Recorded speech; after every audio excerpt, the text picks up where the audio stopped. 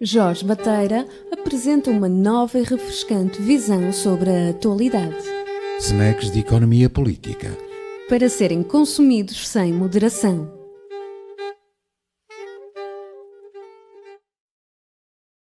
Bem-vindos ao Snacks de Economia Política. Hoje falamos da Itália. Aliás, a Itália está nos telejornais quase todos os dias. Se não quisermos ficar pela leitura dos acontecimentos à superfície, talvez devamos olhar um pouco para trás e ver a história da Itália nas últimas décadas.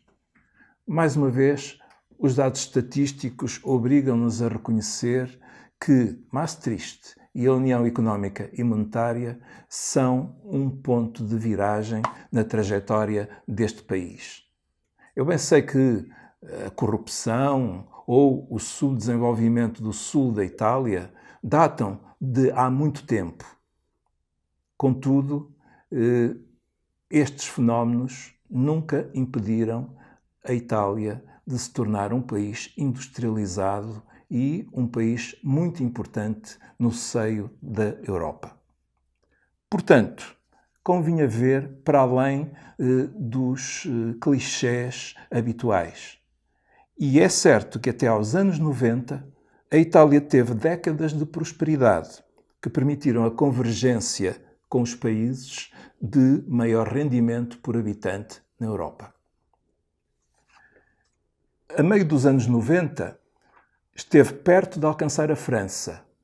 Esteve a cerca de 97% do produto por habitante da França. Hoje está abaixo do seu produto por habitante em cerca de 18%. E está pior do que esteve em 1960. Portanto, houve uma trajetória triste desde a União Económica e Monetária. O euro, de facto, trouxe desindustrialização à Itália. E, no entanto, se há país que cumpriu as regras da União Económica e Monetária, foi a Itália. A Itália teve sistematicamente excedentes orçamentais primários. Conteve as reivindicações salariais, mantendo os salários num nível muito baixo. Foi uma constante do modelo da Itália no pós-euro, esta contenção salarial. Portanto, como muitos economistas descomprometidos com a ideologia dominante já tinham previsto, a procura interna, neste contexto, foi asfixiada. A política industrial foi secundarizada e a Itália tinha uma indústria que precisava de ser robustecida. O investimento baixou e arrastou, portanto, a produtividade. O desemprego e a precariedade tornaram-se estruturais e endémicos. Os salários baixos acompanharam o aumento da desigualdade. Portanto, a crise do euro conduziu à implosão da sociedade italiana por via do colete de forças do Tratado Orçamental e das reformas estruturais, entre aspas, que passaram a ser o mantra recitado pelos comissários europeus quase todas as semanas. Berlusconi, para além dos seus vícios privados, também não era confiável em Bruxelas. Não fazia as reformas de que a Itália precisava, supostamente precisava, nos termos da política imposta por Bruxelas. Com o apoio do Presidente da República da Itália, o BCE e a Comissão Europeia impuseram a substituição de Berlusconi por Mário Monti, o tecnocrata de confiança de Bruxelas. Em 2012, impuseram uma mudança ao mais alto nível do governo da Itália. Eu recordo que a Itália teve a maior recessão da sua história e recuou o nível do seu produto para 20 anos atrás. 20% da capacidade industrial italiana foi destruída. 30% das empresas faliram. Era este o panorama quando Mário Monti chegou ao poder. O desemprego jovem chegou a 35% e em algumas regiões do sul da Itália o desemprego jovem foi de 60%. E não incluo nestas contas os desencorajados que já não procuram trabalho ou os que têm um trabalho em part-time e desejariam trabalhar a tempo inteiro. Então, o que fez Mário Monti? Evidentemente praticou a política que a União Europeia queria. E isso só piorou as coisas com uma terapia de choque, de que, aliás, sabemos muito bem os efeitos aqui em Portugal com a Troika. Criou-se, portanto, um estado de calamidade social que impôs, pela turbulência social e política, impôs a sua saída do governo. A saída de Mário Monti deu lugar, ou permitiu, o acesso ao governo do Partido Democrático, com muitas peripécias e intriga política pelo meio, mas isso é parte da cultura italiana e devemos respeitá-la. Mas as coisas ainda podiam piorar. Com o Estado Social profundamente degradado, com uma carga fiscal a pesar sobre a classe média e os pequenos negócios, desde 2014 entraram em Itália ilegalmente cerca de 600 mil refugiados e imigrantes.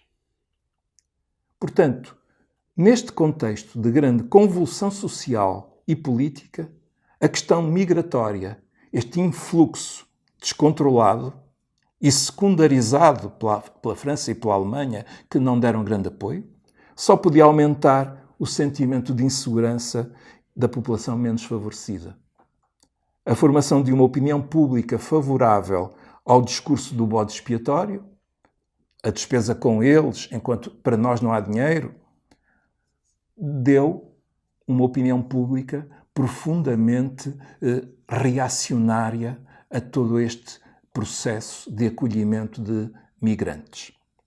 Uma sondagem internacional da Ipsos mostra que, em julho de 2017, cerca de 66% de italianos entendiam que há demasiada imigração na Itália. Mas isto tudo passou ao lado do discurso da esquerda italiana. O Partido Democrático, que é uma conjugação de eurocomunistas e democratas cristãos progressistas, um novo partido que surge em 2007, a partir de diferentes correntes, tinha-se tornado num partido do chamado neoliberalismo progressista, ou seja, muito distante do que foi a esquerda na Itália.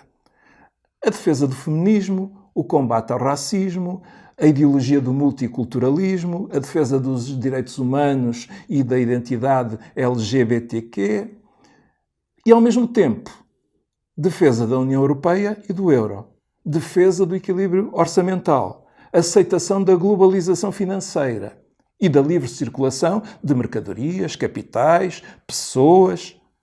Ou seja, uma esquerda que prega um mundo sem fronteiras. Mas uma esquerda distante do sofrimento das pessoas. Apenas 12% da classe operária vota num partido assim.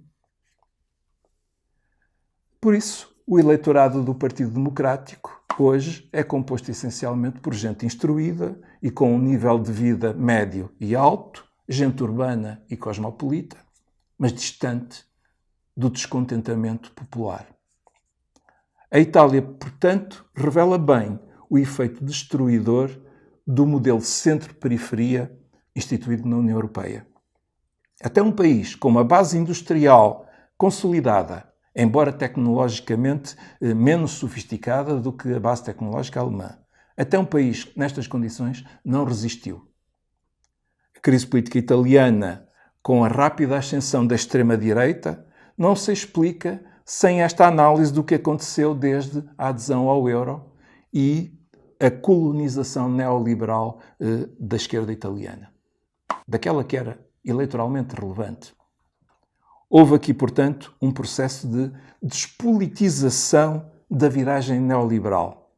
O que é que eu quero dizer com isto? É que as elites italianas subjugaram o mundo do trabalho através de um mecanismo de externalização das leis. Ou seja, fizeram da subjugação do trabalho uma exigência externa que teriam de cumprir. A prosperidade, se cumpríssemos estas regras, viria depois. Portanto, a culpa não é nossa, a culpa é de Bruxelas, despolitizamos isto porque são regras que temos que cumprir. E tenhamos esperança, as coisas um dia hão de melhorar. Portanto, em vez de acusarmos os votantes italianos de se terem tornado fascistas, talvez devamos procurar entender as causas da sua frustração e do seu abandono pelas élites italianas. Élites que já não estão solidárias com a sorte dos de baixo e se viraram para aqueles com quem se identificam noutros países. Manter as atuais políticas é a melhor garantia de que Salvini chegará um dia ao governo com maioria absoluta. A menos que a esquerda aprenda com os erros e se torne mais convincente para os de baixo. Veremos.